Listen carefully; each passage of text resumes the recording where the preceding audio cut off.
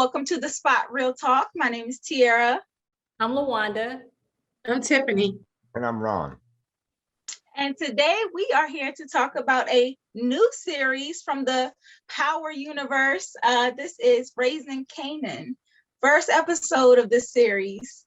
I think we're all pretty excited about this new storyline, though. We get to see the backstory on Kanan and how he became the way he was. Definitely. Yeah, I'm ready to talk some Kanan.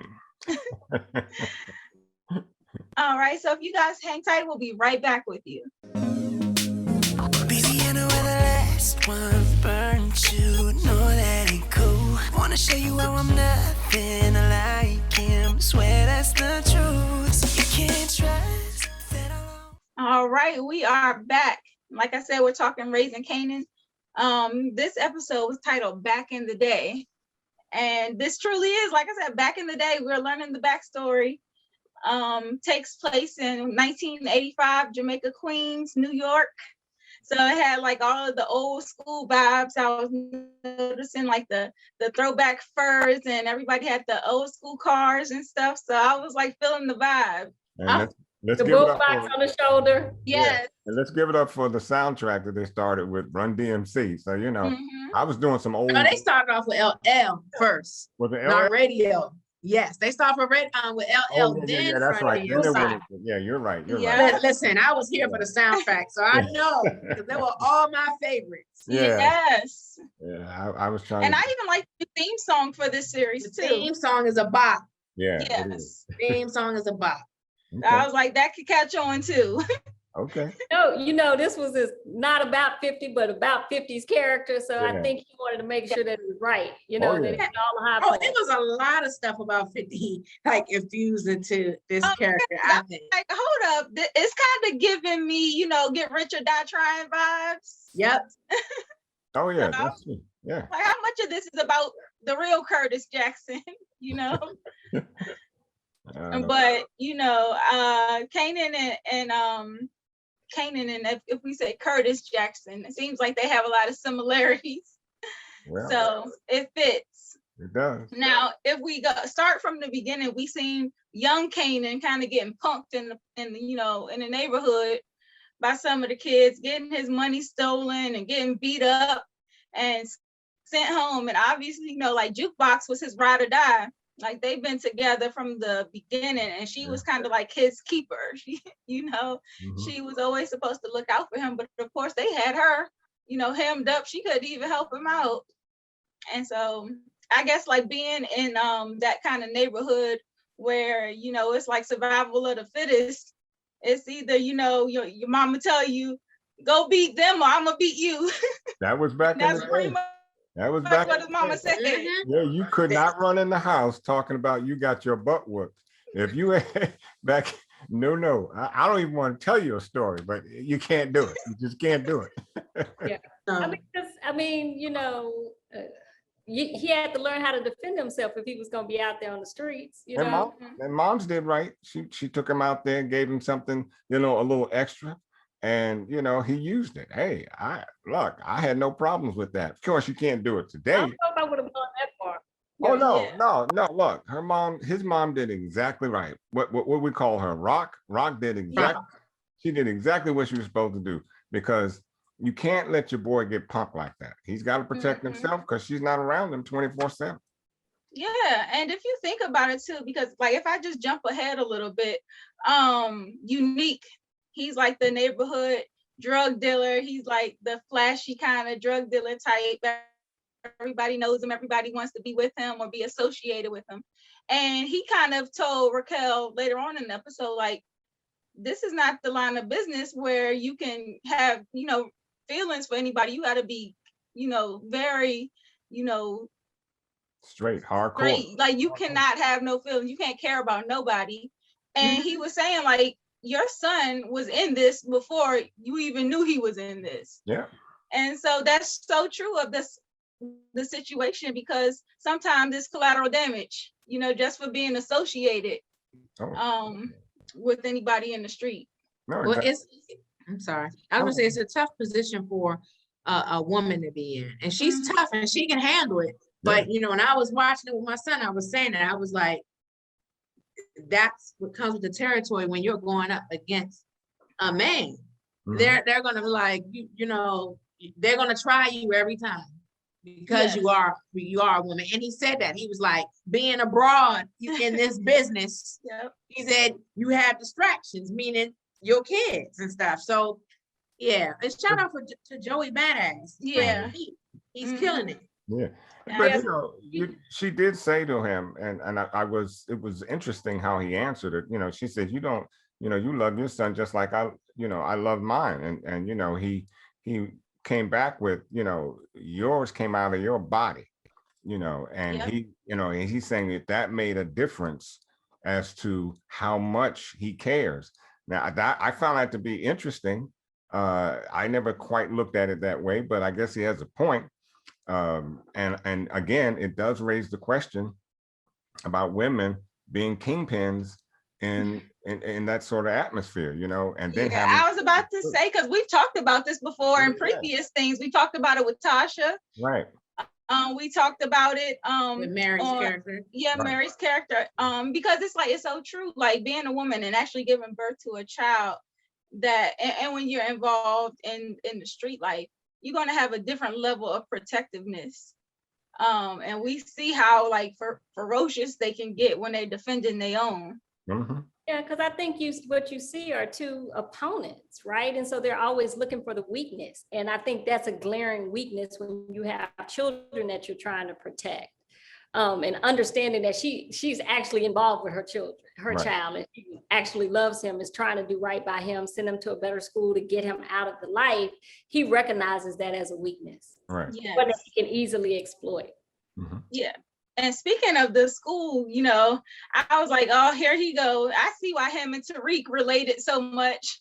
They had all the promise in the world and was just so determined to be in the streets.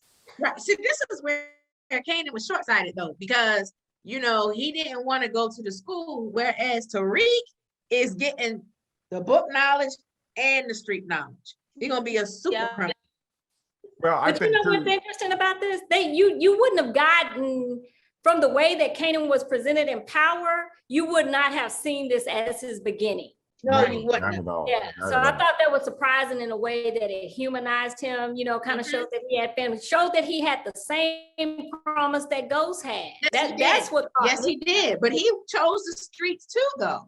Just like Tariq came up with privilege and Tariq chose the streets. So what was interesting to me though, in not choosing that very high class upper school, not so much that he wanted, you know, that he would be around white kids, you know, it seemed like he didn't really want to leave his mother. And I don't know if that played more of a role than just not wanting to leave the neighborhood. But I agree with you, Tiffany, that, you know, he should have thought it through, because he still could have, you know, done his school and still be the thug he want to be. You know, he was going to be in that anyways, because just like Nick said, no matter what you do, your boy is in it before he was in it. So. Well, the big thing about it is I think that he really understands the danger that his mom is in, like constantly having her life threatened like that. And even when, you know, the boys rolled up on him and just was kind of like threatening to do something, it was kind of just sending a message. But at the same time, it's like your child is with you, and gets to see that, and thinking of sending your child away, especially when they're coming of age and they feel like they're man enough to protect you. It's like, why would I go away? Why would I leave my mom knowing that her life is constantly being threatened? Right. So I think he feels a responsibility and a duty to be there with her. But I wonder if he had made that same decision if High Post was still alive. I was here to say that, because High Post being killed was a huge reason why he felt like he needed to be there to protect his mom. Yes. I agree. Yeah, I agree with that. And then just getting into the breakdown of like his circle of Kanan, young Kanan circle. So of course you got Jukebox, and I was even surprised to learn that she even was like having a little softer side. And she was a great singer and had all of these other interests. And so that was interesting to learn about her because she was just so hardcore. Yeah, She's still rough around the edges, but to know that she had that side to her. I would have never thought she was a choir girl. I mean, you know, nothing about Jukebox told me she was singing in some choir, you know, back in the day. Nothing told me about her that would do I that. thought she had a background in singing though, because that scene when she kidnapped Tariq and she was singing and he said, "Can you sing as good as my mom?" He said, "Your mom ain't got nothing on me." So I knew there was a backstory there that we just didn't know about. And speaking of Jukebox, one thing that was obvious to me, I know I was talking to my son about it offline, her relationship with her father, like she had the same opportunity as Kanan to go to that school, and he didn't take it seriously. And nothing she does, he doesn't take seriously, like including her singing. Oh, she was off singing somewhere when she wasn't around when Kanan got in trouble. So I think that, you know, the relationship with the mother and father at home, that aided in what was happening with Jukebox. And one of the things that I thought was also interesting about Jukebox is just seeing how close she and Kanan are. Like they had to hold her back. He was getting beat down. And then to later see, you know, Kanan murdered her to protect Tariq. And I thought about Tariq. I'm like, Tariq has to get the hands again from me. He's not even in this series, but he has to get the hands from me this week, because I'm like, Kanan shot his beloved Jukebox to save him at Tasha's behest. Tasha put him up to it, but he betrayed him. Yeah, I thought about that same thing. Yeah, and it goes back to what Nick was saying to Rock. There's no love in this game. You know, you may have to come to a point where the ones you love the most are the ones that may go down, and it may go down in your own hand. And it made me think, if Kanan had been anybody else other than her son after he, you know, shot Buck 20, I was thinking, would she have killed him? Oh, I'm pretty sure, because that was almost a war that was started. Yeah, no, not almost. It's going to be a war. It is, because he's Unique told her, like, I'm going to keep coming, and while I can say stop the bounty on your son's head, I don't know what anybody else is going to do. Right. So pretty much it's on now. Yeah. But you know what I keep thinking? I keep hearing the song that The Streets Made Me, because you see where they ended up, and you see they started out as kind of very different kids, young, innocent, naive kids that kind of was in this environment, and it just turned them into these people, you know, kind of very rough people.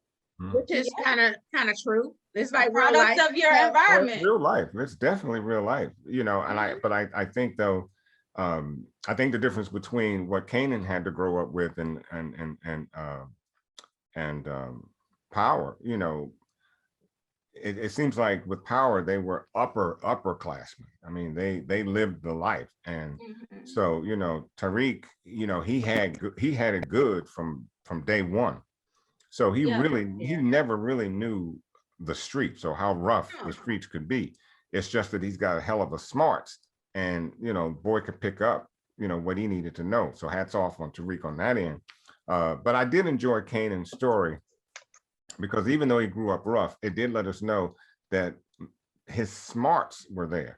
And so he was able to translate that into some street activity that made him who he is. So it did help me to understand, oh, he ain't dumb, you know, by any means. Because he wasn't just like some knucklehead that was just like out here in the streets just for, you know, because he didn't have any other outlets. Like this actually, like you said, like knowing that him and Ghost was kind of like on the same playing field, they started off equally. And then just to see where they have ended up now, it just makes me think. And it's tough watching this. Well, I don't know if I can say tough, but I wonder how it's going to play out watching the show, knowing the outcome already. So the writers are going to have to be like real creative with the storylines, I think, because knowing that the audience already knows what's going to happen. Right. Listen, it made me feel for Kanan more, and made me want to go around a little more about his beloved Ghost. because that the distraction that Unique was talking about, it was his closeness to Ghost and Tommy that he didn't see Ghost coming, and Ghost was able to set him up and send him away. for all that time. I mean, because he would have never suspected that Ghost would have done something like that to him. Well, I think that's unique with unique because, you know, for you to have the ability to disassociate yourself with your son enough to say, if it came down between me and my son, it's my son. And essentially that's what he was saying. You know, that's a rough statement for a mother, father, anybody to come up. And my sake, Ghost, you know, my beloved Ghost, as you said, you know, Ghost had a heart for his family. Yeah, right. And he was still able to do what he was able to do. I mean, who took him out? His own family member. Mhm. So, you know, I don't associate Unique with Ghost. You know, they're two different planes. I'm not associated. No, I know you're Unique with not, Ghost. but I'm saying, you know, with me and my admiration for Ghost, it's because he was able to do all those things and still love.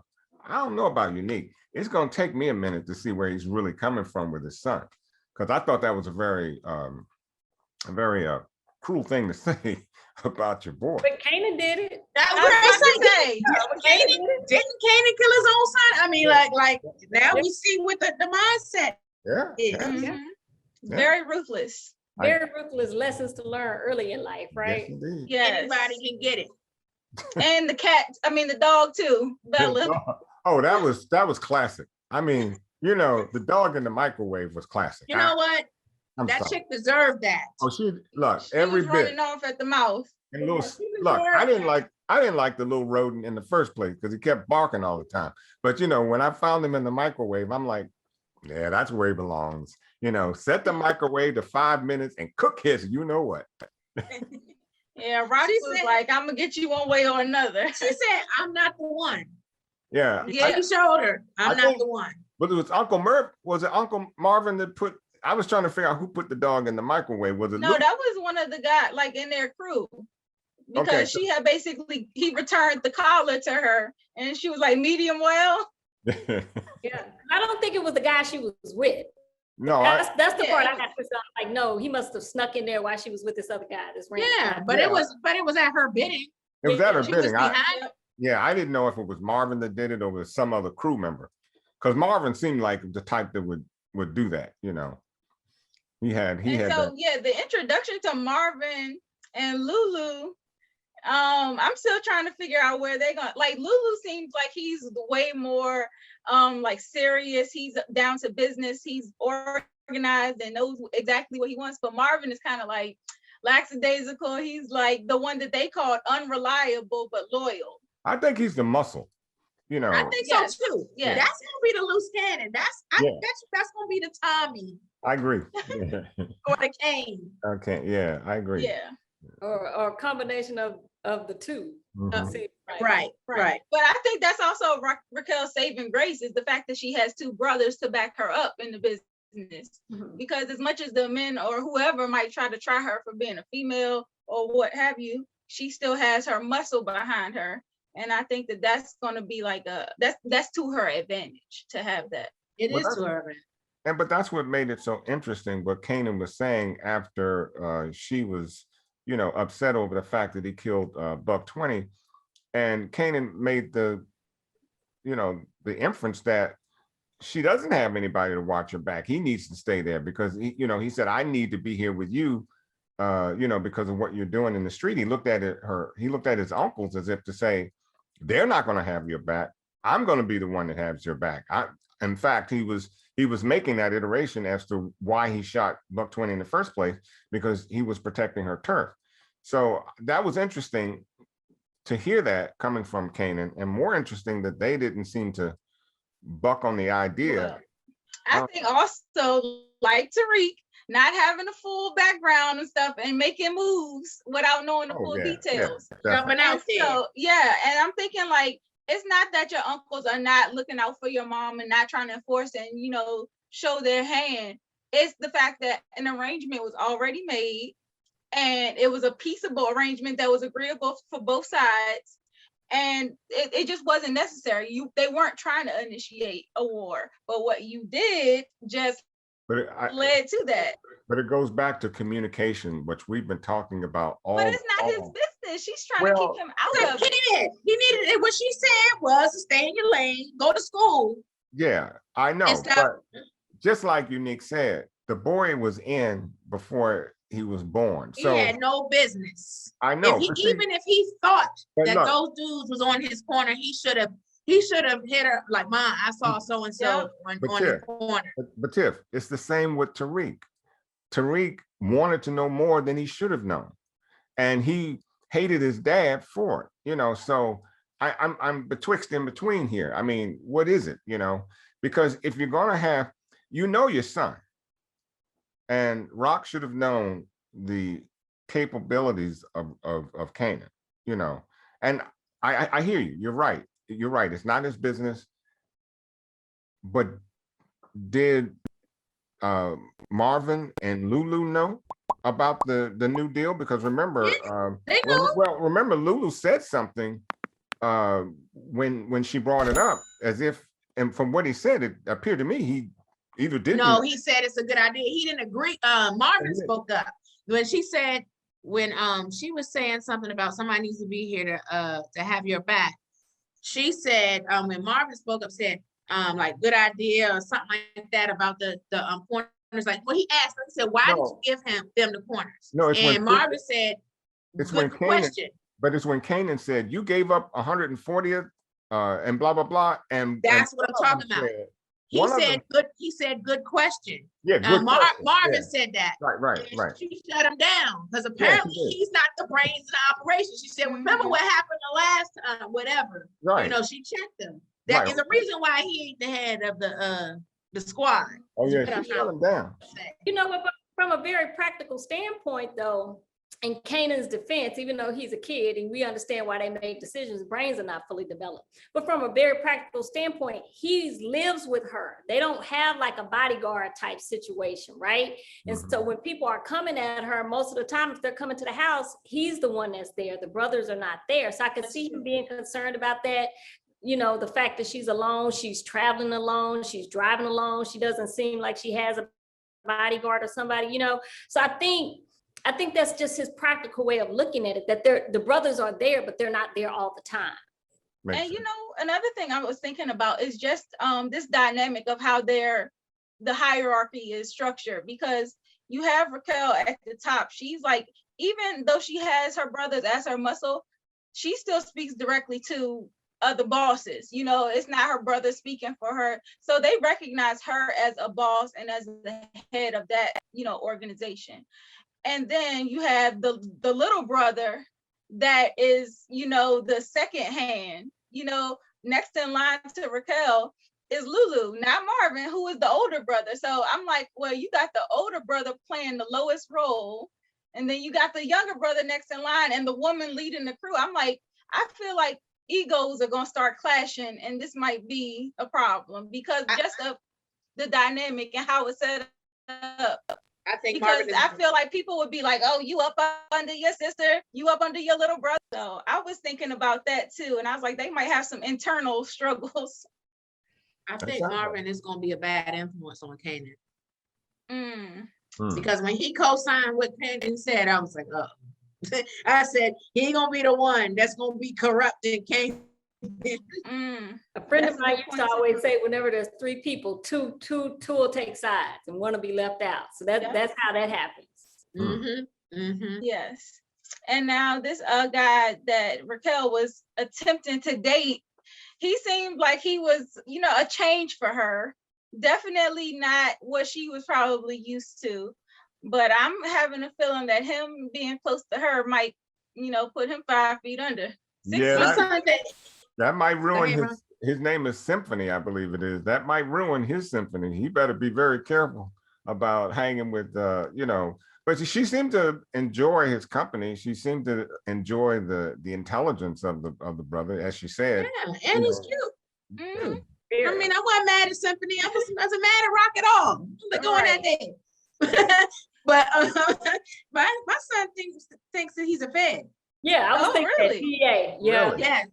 He thinks he's a Fed. Like he's a Fed. He just got there. Remember, he only working Tuesday, Thursdays and stuff. And yeah, he might be a fed. Oh, Yeah, tell your perfect son, cover story. I'm in school, so he, Yeah. he can always account for his time. tell your son, Yes. tell your son good sniffing out, because that does sound good. That sounds like a plan right there. Yeah, I It think he would be does. a fed. And I'm like, speaking of the detective, we had Omar Epps as Howard. I'm so happy to see him back on the big screen. I am too. That works. Oh, geez. Yes. He's one of my favorite actors from the 90s. He and Lorenz Tate. So Yep. I was so happy to see him back on our screen. Yes, but I don't know if we're gonna like his character, because he seemed like one of them detectives that's, like a Greg in the original Power series. One of those detectives that just can't leave good enough alone. Well, Y'all, there's a backstory with them. I mean, I don't know it yet, but I seen some interviews and they said there's gonna be some stuff revealed about him, and I'm wondering if he's really Kanan's real dad. That would So be an interesting twist. they know each other already, and I don't know if that is it. But I watched some interviews and they were like, "Oh, there's a history there. They know each other." So yeah, you can kind of tell, because like even as he was asking her questions, he wasn't really pressing her all that hard. It seemed like he already knew like her MO. Mhm. Oh, he walked up shaking his head like. and he seemed to be very interested in Kanan, because he said, keep your nose straight, basically, and he kept looking at Kanan and he wanted to actually talk to Kanan. Of course, Rock wouldn't let him. She said, "Don't talk to my son." Yep. Right. So it might be right. There may be a backstory to that. It's a It backstory. would be interesting though. That would be interesting to have it come into our into the light of things here. That would be very interesting. It's so funny that you said that too, because I actually watched Get Rich or Die Trying over the weekend, and in that movie, he didn't know who his father was either, and he was always like kind of trying to figure out like who it was. And so now that you say that, I'm like, okay, we might be on to something here, Tiffany. That's a good call. But yeah, I did. I think that the killing of Buck 20, when we talk about that was major. It seemed like he was somebody that was really liked in the community, especially within their crew. So his killing, it was kind of sad to watch him die and just like clenching for life and trying to spit some words out and not being able to get it out. Seeing that effect on Kanan, because that was the first person that he seen die, like right in his face. But that he killed. Yeah, Right. that he killed, right. Well, And the so question they did I ask think- between Kanan and his friend, didn't get his name, the one that was with him in the D something. Yeah. He is. D-Biz. He said D-Biz asked the question, whose gun was it, mine or yours? Because I guess they both were shooting, so it's kind of hard to know whose bullet actually did the. I think Kanan did it. It didn't look like D-Biz was hitting anybody. Yeah, and I think Kanan already had ill feelings towards Buck because of the liked the girl. girl. They Oh liked yeah, Kanan. because, definitely. He definitely wanted to take out Buck anyway. So he got his revenge, I suppose. Yeah, and so I was just thinking about like that, watching the first person that he killed, all the way like his progression to how ruthless he became and killing his son and killing like countless other people along the way. I'm like, so we get to witness right up front, boom, first episode, the first person he kills. But it's And ironic. I'm like, this is where it starts spiraling out of control from here. But it's ironic what his mother said at the end when she took him out to, for gun practice, and when he made that first shot, and she said that bullet is out there and it's searching for you. And it's a very ironic, because I've heard these type of tales, that if you kill, the way you kill someone is generally how you get it in return. Yeah. But it was They just say very. what goes around comes around. And for her to have him fire that bullet out at nothing and say it's circling the world, searching for you, that was very poignant. Yeah, they had some good moments in this episode. I think this is like the setup. We always get these new series and you gotta introduce the characters, you gotta give us their backstories and set the show up. And so I have a feeling that this is going to be a lot of that continuing on for like at least the first 3 or 4 episodes.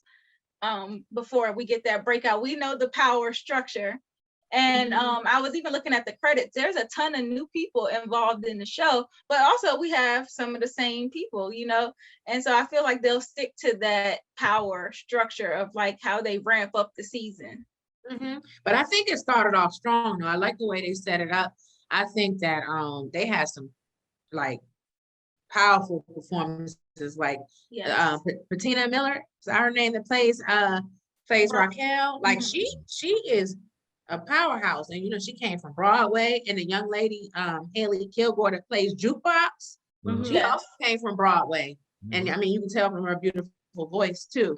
You know, like, you know, everybody put in some pretty solid performances. Yeah, it was interesting to me about Jukebox too, seeing her with the white chick that she was trying to make the song with. And I was like, you know, Jukebox, I figured she might be into women. You know, she was definitely rough around the edges, and just seeing her with the chick that she was with, it seemed like she really brought out a softer side to her. And it seemed like maybe at first she was hesitant to show it and express it, but you know, it's just another side that we're just learning all of the different facets of these people that we already were introduced to, and we knew them as one thing.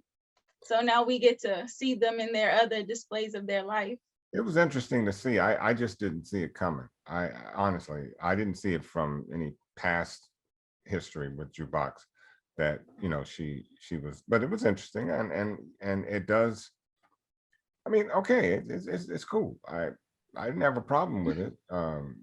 You know, it was interesting how she came up on the three white girls, and you could right away see the connection between she and that white chick. So, but that was interesting how that all developed. I would have loved to have seen how that could have developed, because they're from two different tracks.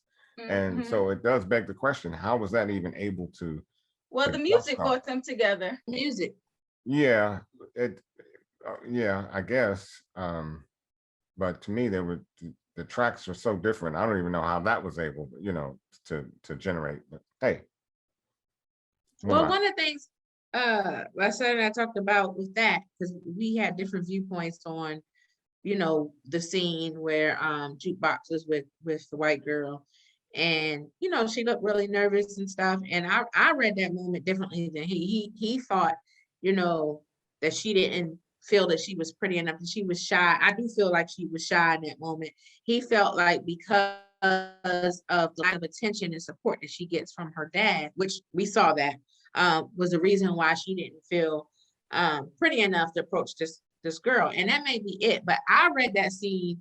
I felt like in that scene, she was still kind of struggling with her sexuality. Yes. So like maybe trying to figure out what this was that she was feeling with this young lady. Yes. So I read that as she was still kind of confused about that. It seemed like it might have been the first female that she was with. Exactly. Yeah.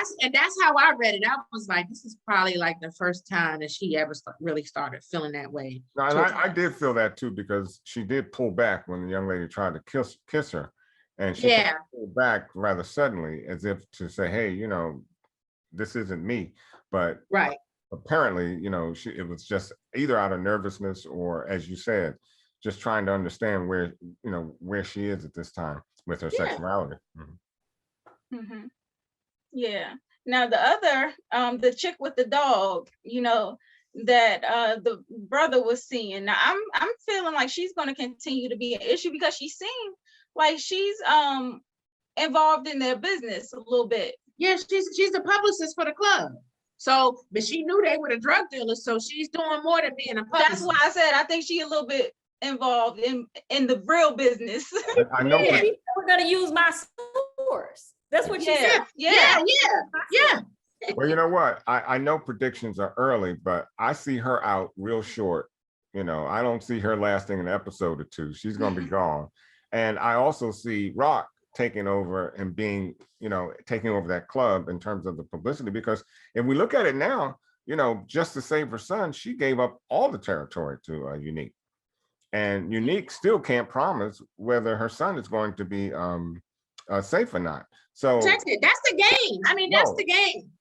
I agree. And what it does is, and I think you said it earlier, Tiffany, it does mean war, because what else can you do? You've given up the turf, and your son still has that tag out there. He said because Buck had a big following. Okay, so what do you do now? You've given up your turf. What is there but war? Listen, I thought about, go ahead. Well, I was going to say the only thing she can really do is prepare Kanan. She can't send him away to grandma's house because they'll find him there. Right. You know, he can't go off to the school. They'll find him there. So it's like the only thing I really can do is keep you close and prepare you for what's coming. Which is why I think she took him out there for those gun lessons, because That's exactly why she took him out there. But that scene, when you say that now they're preparing for war, it made me think of Godfather Harlem. It's the same thing. Yes, They had a treaty. They broken a truce. Yep. right. And Bumpy's man broke the truce. Right. Yep. And so there were consequences behind that. And so now Kanan, boneheaded move, there's consequences behind that. Now they're going to war. Yeah. Yeah, I'm interested to see how this turns out, because it seems as if Unique and Rock get along otherwise. So it's like, to see them going to war, it seems like it's really an unfortunate situation, because otherwise they might have gotten along if it wasn't for this. I think he grimy for real. Yeah. He might be grimy, but at least I know for sure it's coming, because he seems like he would try her.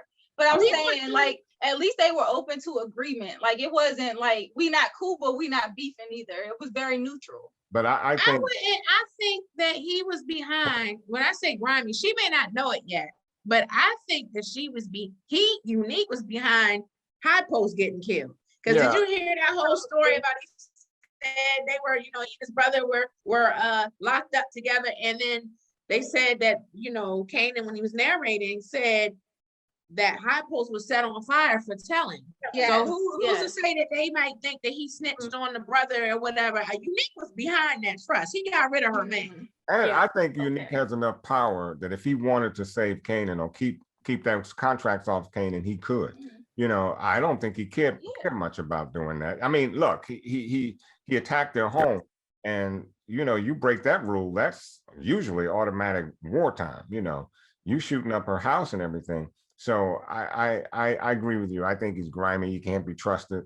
And so she's left with no alternative but to go to war. As they both mentioned, or both said, they can't afford to go to war. Neither one of them can.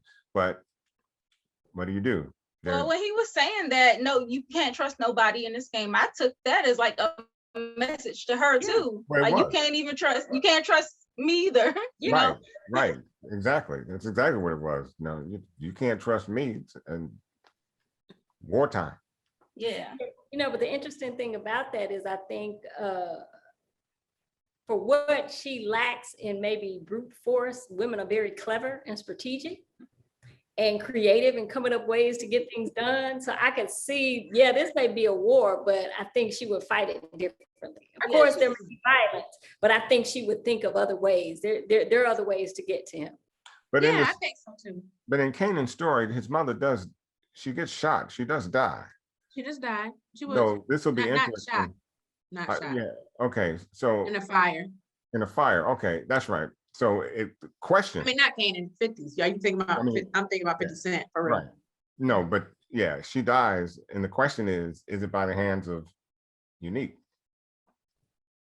Well, in the movie, it was by the hands of the mom's associate. So he knew all along, but yet he was bringing Kanan up in the game, and Kanan was like up under him, not knowing that he had really killed his mom. So if it's anything like that, I see the grimy coming out. If that happens, we'll know that Kanan will get his revenge. He will exact revenge. Oh, exactly. Most definitely. He won't let that go. He won't let that go to rest. Yes, but I mean, overall, I enjoyed this episode. Did you guys want to throw in any predictions for next week? I know it's just ramping up, but we've already kind of started down the line of predictions, and I think they're already off to a good start. Y'all got the wheels turning. I think so too. I'm really looking forward to it. I think this is going to be a good season. I think Ron might be right. I think I saw the white girl in the previews for next week, and she might be checking out. I don't know. She might be around a few more episodes, but I don't see her making it out of this season for sure. No, she's two more at best. I'll give her, but I think she checks out real quick. I do have a comment. I watched the show, but I always watch, the shows that we watch for more than entertainment. I'm always kind of looking at our image and how we're portrayed. And so I'm a little bit disturbed by this trend again of this savage mother figure, putting her children in danger and setting them off to these criminal paths. When we were growing up, Black motherhood was sacred. The mother was respected. And I personally don't like this trend because I'm a Black woman, I'm a mother, and I'm aware that a lot of people watch these images and they think that what they see on TV is real. And so when they interact with us, they're thinking it's us. And because we're doing the show, this is what we're telling the world about us. And so maybe you have one show, but now you have Tasha, then you have the Mary J. Blige character, and now this character. And I kept thinking about Cookie. I can't think of the name of the show. Empire. Empire. And I think what really got me, like I'm seeing all this, but it didn't really strike me as a trend until I'm looking at the actress Patina. There's a statue of an Egyptian queen, Queen T. And I was looking at Patina Miller and she looks just like that. So I'm looking at the esteem, the royalty, the majesty that we were once held. And I'm like, and now we're in a situation where we see Black womanhood and motherhood denigrated. It's a little bit disturbing for me. It's not something that I like or enjoy seeing. I don't like the trend. I don't like the pattern. So it may be a true story for him, but when you're putting these images out, understand that people assume and take this to be real for actual real people. And that puts all of us at risk, Black men and Black women, when people say these people are worthless, they're criminals, they don't contribute anything. I'm uncomfortable with that because I know the power of image. Valid points. But Good point. It's also Good point. it's an excellent point, and it's also unfortunate that we as directors and writers think that it's what sells, because if you were to do it any other way, would it sell? I mean, I get it that this may be an aspect of his life that's true, but then, it's narrative. When you're in control, we can always rewrite the narrative for what our aspirations are. We can look at the past and we can deal reality, but a lot of times we also have the power to create what we actually want to see in the world. And so it's that balance that I'm looking for. And why right now I'm not seeing all of the balance. I'm seeing a lot of. Why don't we do that? It's because they believe that they have to show what they show for sales, because they're still looking at what they're doing is they look at a certain population, and that population, namely being white America, and thinking that they're the ones to control the purse. So we have to whatever we do, we have to make it entertaining for them. And well, I'm not going to put all the onus on the writers and the directors of the show, because we also have to understand, if you have like a studio production like this, you can turn in a script, but the studios also have the power to give notes. And so but they can make changes, right? So I'm mindful of that. I guess I'm looking at the landscape of things and always saying there needs to be a balance, right? I don't like it when I see a trend that every time you see a Black mother now, she's toxic, she's negative, she's not being a good guardian and guide and teacher to her children. That's not a good image. Particularly, we know that mama is sacred. That's the one image that we've all held universally that's sacred. We don't talk about mama. You talk about mama, that's a fight. But now you see the denigration of that image. That's dangerous to me. What they've done to our men now is the mother. That's dangerous to me. Yeah, and I can see it from your perspective too. And I think about it in terms of like just the scape of the power verse, because that's kind of like the basis of the show. It's like drugs, crime, and murder. And so it's like it just falls right into place for everybody on the show to be grimy in some way, shape, or form. Right. And so I hear what you're saying on that. It just fits in the power verse because everybody is crooked in the power verse. Right. But even outside of that, like going to other series. I mean, I understand what you mean about the balance of things. No, So, yeah. I mean, there's a proliferation of all this breakdown of the Black family. Even when we were talking about the Shy, and we were looking at Christian yesterday, wondering if they're going to maintain this good Black man persona with Christian, you know, and we're all sitting at the edge of our seats waiting for them to drop the other shoe. And it's unfortunate that we think that way, but that's what we do, because we've actually now been trained to think that way with these series. So I'm hoping that things can change around, and particularly with the Shy, I hope Christian becomes who we believe he is. But, you know, I've been reading some comments on Facebook, and everybody thinks that he, you know, he's going to, you know, do something to Keisha that's not going to be, you know, of good nature to her. So some of them even thought that he's the son of the guy that raped Keisha. All kinds of crazy things are rolling around in our heads, and it seems like it's just one story after the other that really depicts what you were saying, though, Lawanda. Yeah, I just want to see the balance. I think it's a good show. You know, we had our issues with book 2, but I like book 3. I think it's the structure of it, the narrative of it, the character development. I think it's good, but that's the one thing I think is kind of a sticking point for me, you know. But even too, if we think about the setting of it, this is 1980s New York, the height of like the crack epidemic.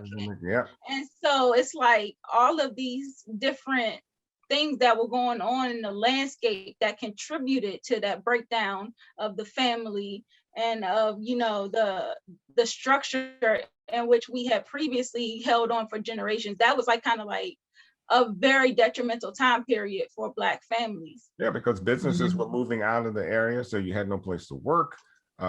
Drugs were just dropped into New York City, and we know by whom. And so what do you do as the figurehead of your family?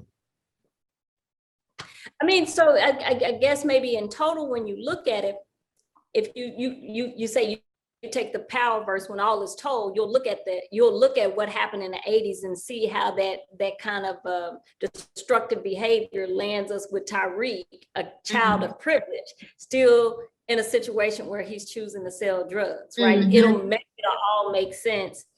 But for me, in totality, in the real world, I'm looking around at the image of how we project ourselves, the narratives of the stories we tell ourselves is important, very important. Because, you know, it's like, you know, people will treat you how you treat yourself and what you give them license to. So that's kind of what I'm looking at. And I always use Lovecraft as like the basis of that, because that was something where, you know, Misha Green took creative control to like really put out the story that she wanted to put out and say, like, we can use magic for our good. We can, you know, fight racism with our smarts and outwit the racists.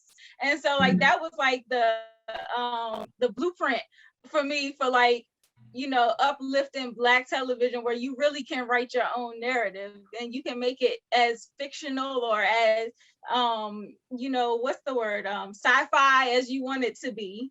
Oh, it was very empowering. Lovecraft was, and I think that's exactly why there's no season 2.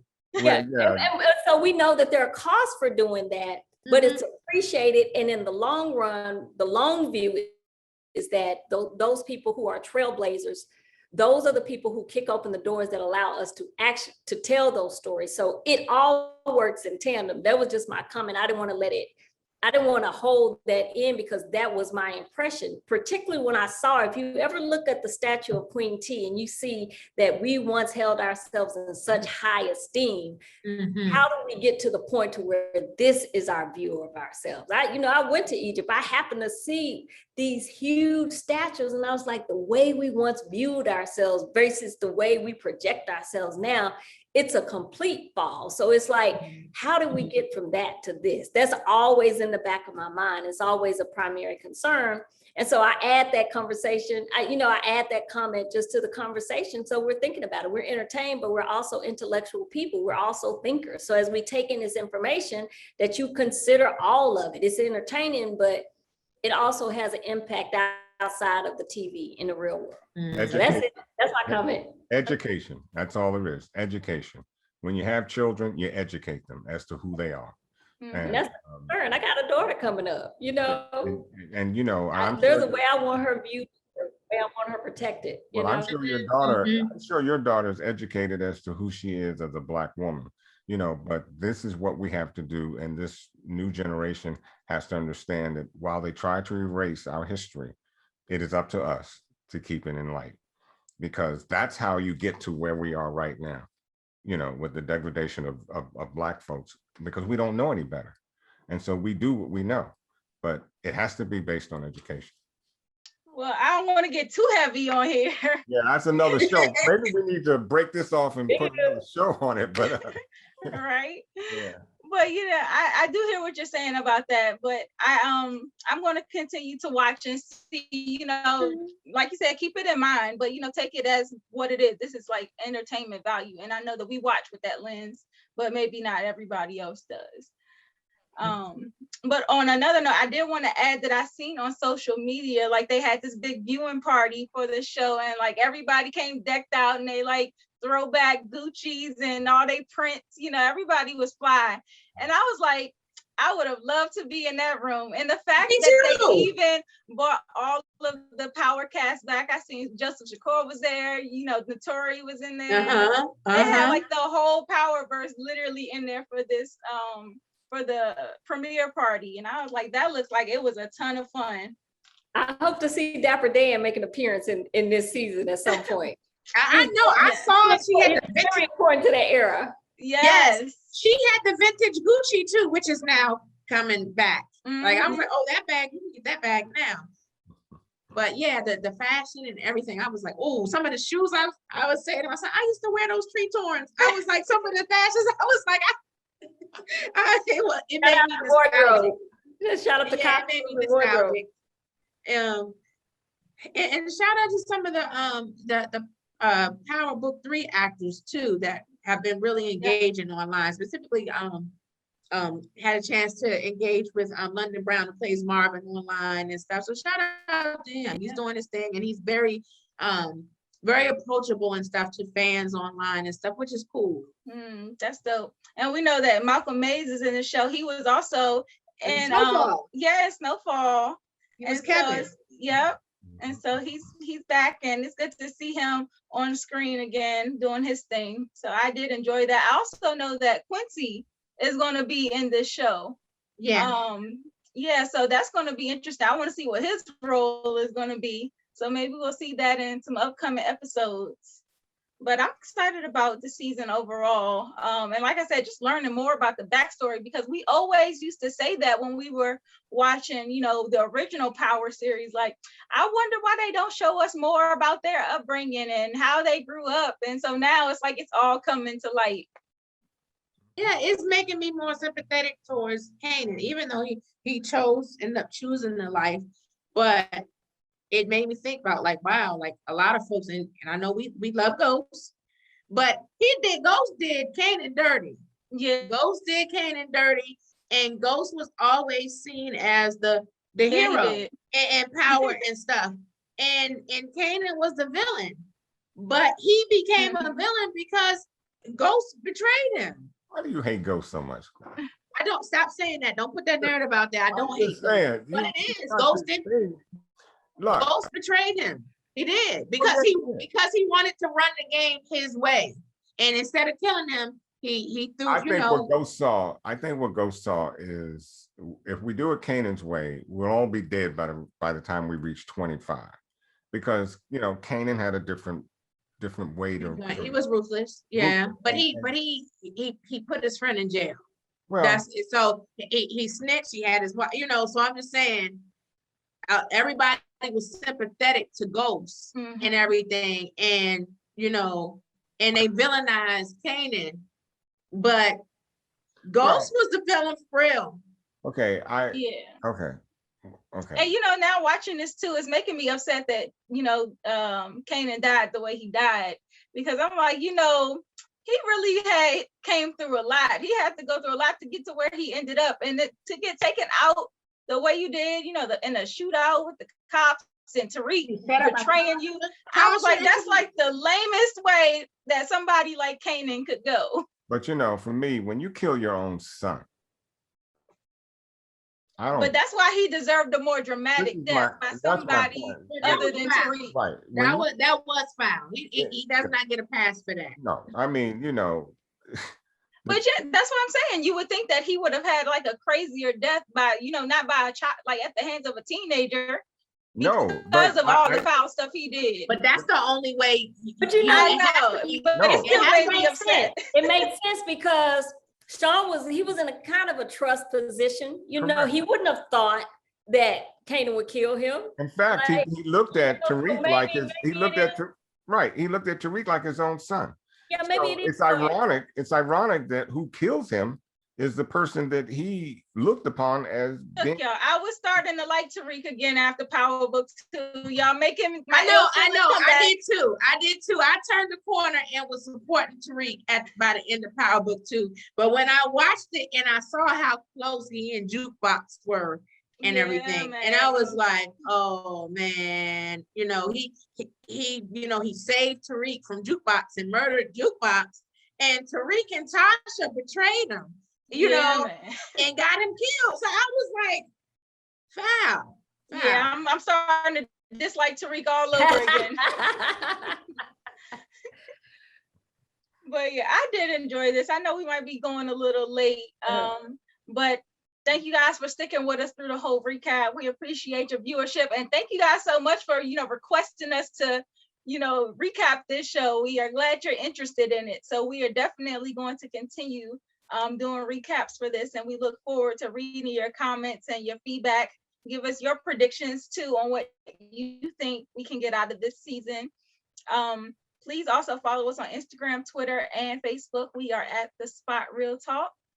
You guys got any last minute comments before we close out?